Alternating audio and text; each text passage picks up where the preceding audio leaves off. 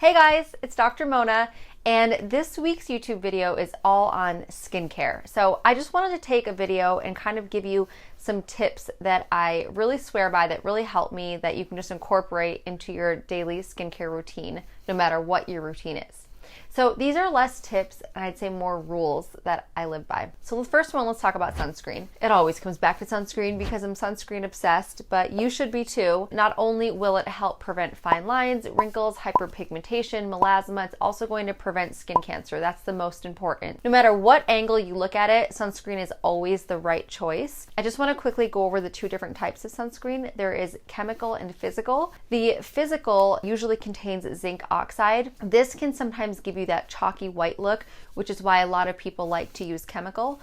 There is the concern that chemical can have carcinogens. The other thing with chemical sunscreen is that you have to put it on at least 10 to 15 minutes before going out in the sun, because the way it blocks UV rays is through an actual chemical reaction. Whereas with a physical sunscreen, as soon as you put it on, you're good to go because it's physically blocking the UV rays. I like both, but I tend to stick with physical because this brand, Elsa MD, is really amazing. It comes with a tinted one. This is my favorite. I use a lot of different brands. This just happens to be one of my favorites. But let's get back to the actual tip, which is what this video is on. I think I went off on a little tangent on sunscreen. So sunscreen is always your last step in the morning after your entire skincare routine, but then a lot of times we apply makeup. Now, the concern here is that if you put makeup on right over, sometimes you're blocking some of the effects of the sunscreen because you're actually covering it up. So my tip for you is to put on sunscreen, like finish your entire skincare routine, finish it with sunscreen, wait like 10 to 15 minutes. I know it can be hard if you're in a rush, but try to do this early on. Then apply your foundation, whatever it is you're gonna put on your face, your blush, your bronzer. Another great tip, which I don't have as an example to show you, is to use setting spray that has SPF. This is kind of newer. I haven't actually seen this before, but now I'm seeing it pop up a lot. Goop has a really great one. If you finished your face off with a setting spray that has SPF, you're just so good to go. Then you could spritz it on during the day. When you're reapplying, you don't have to use like a cream and room your makeup throughout the day. So skincare tip number one is all on sunscreen. The next thing I want to talk about is serums, because serums are essential. This is a very broad topic because there's so many different types of serums, but really what we're talking about is the consistency of the active ingredient that's going into your skincare product. So serums are a smaller molecular size, and this means that they can penetrate into your skin a lot deeper than a cream or a lotion or an ointment. When you're using active ingredients, I think everyone should be using a serum. I mean, some of the basic ones would be like hyaluronic acid, a vitamin C, any kind of antioxidant serum. Sometimes we layer numerous serums on. I know I do. I use probably 3 serums throughout the day. Right here I've got my Solwasu. This is just a hyaluronic acid one. This is an Intraceuticals, another hydrating one. When you're applying serums, there's an order in which to apply them so that you can make sure you're getting the most benefit out of each ingredient. So you always want to apply thinnest to thickest. So you'll notice with serums, sometimes they're water-based, sometimes they're oil-based, sometimes they're gel-based, some of them are even cream-based I've seen, where it almost looks like a lotion. So thinnest to thickest would be your water first, wait about 15 to 20 seconds, then I would do like the oil, let that absorb 15 to 20 seconds, then if there's a gel, and then if there's a cream. So make sure you're going water, oil, gel, cream. Not that you have to use all 4, maybe all of them are water, that's fine, but make sure you're not using like a gel or a cream first, then applying any kind of like water serum over it, because it's not going to actually penetrate into your skin and you're not going to get as much benefit out of it. And serums are expensive. They're expensive for a reason, because they work really well and they'll last you a long time. Like, you really only need a little bit every application, but because they're expensive, you want to make sure you're actually getting the most use out of it. So this amount, might be hard to see, is really all you need. It's even maybe a little more for your entire face. If you ever have any extra on your hands, put it on your neck, your shoulders, get it everywhere. Okay. The next tip I want to talk about is exfoliants. So you probably hear about exfoliating your skin and why it's so important. It is, but there's 2 different kinds of exfoliators. There is a physical exfoliator and a chemical exfoliator. So I want to go over the difference. The physical exfoliator is something you're probably used to seeing. You can find this in drugstores. It's when you actually feel like the roughness, so there's texture to it.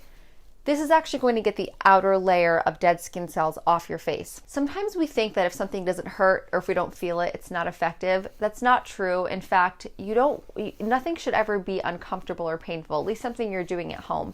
So you don't have to scrub really hard. You don't have to have your face look red and irritated after to know it's working. Use it lightly, maybe 1 or 2 times a week. This is a physical exfoliator. There's so many different kinds. Some people, you could even do it at home and use like a baking powder or baking soda and mix it with water. Some people have used sugar scrubs. Really, the whole point is just to get that outer layer of dead skin cells off your face. Now, when we're talking about chemical exfoliants, this is things like glycolics, alpha hydroxy acid, beta hydroxy acid. There's a lot of different kinds. I can try to list some of the most common ones under this video. The thing is, with these chemical exfoliants, you're not going to notice it. In fact, most of the time it's in a gel, or I'd say for the most part it's in a gel or a cream.